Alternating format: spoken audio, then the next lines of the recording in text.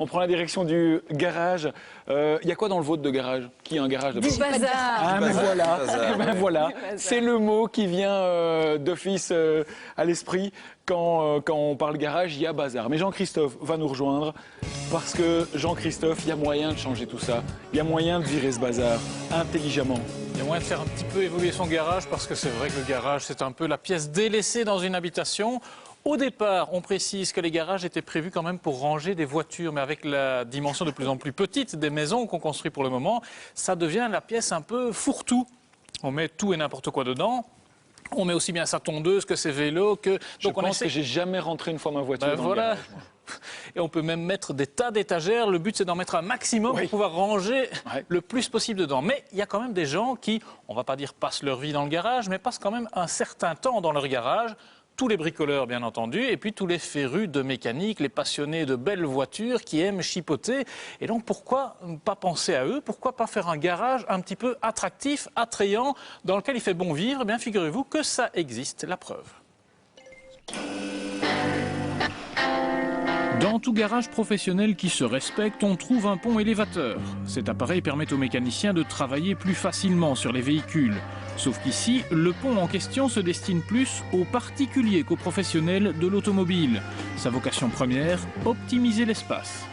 C'est une idée que j'ai été cueillir aux États-Unis. Les Américains sont très intéressés par l'aménagement de leur garage et donc ce type de produit existait depuis vraiment très longtemps aux États-Unis où les gens stockent leurs voitures mais également utilisent ça pour la mécanique.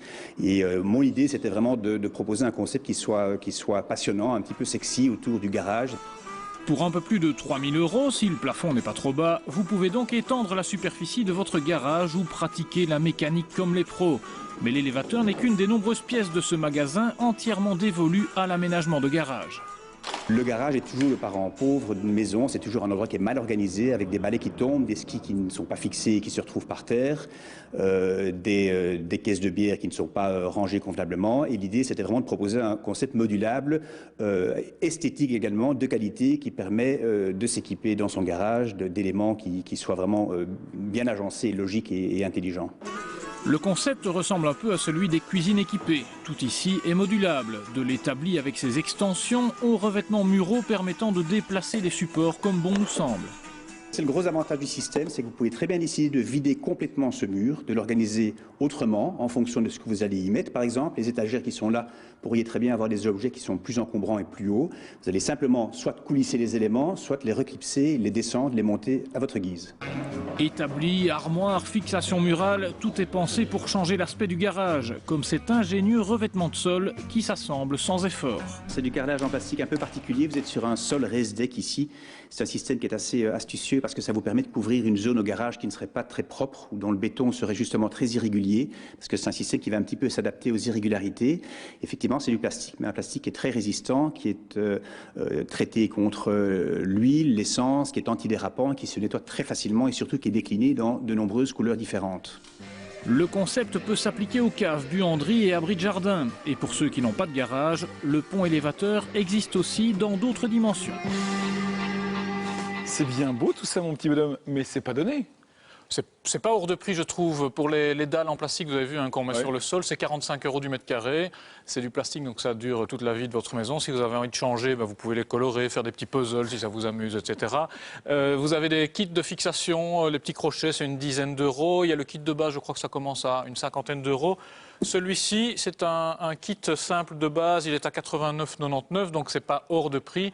Bon, il n'y a pas énormément dedans, mais tout est modulable et on peut en ajouter, évidemment. Vous avez un catalogue, donc ça veut dire qu'il y a une grosse gamme de produits quelque part. Alors il y a une grosse gamme de produits puisque donc voilà, ici on a tout ce qu'on peut faire avec les crochets, avec le système. Voilà, vous avez tous les systèmes possibles et imaginables. Donc si vous avez le catalogue, c'est parce que ça existe déjà, on le disait dans le reportage, aux États-Unis, ça vient de là et c'était créé par le géant américain Whirlpool qui s'occupe de tout ce qui est cuisine équipée, électroménager, etc.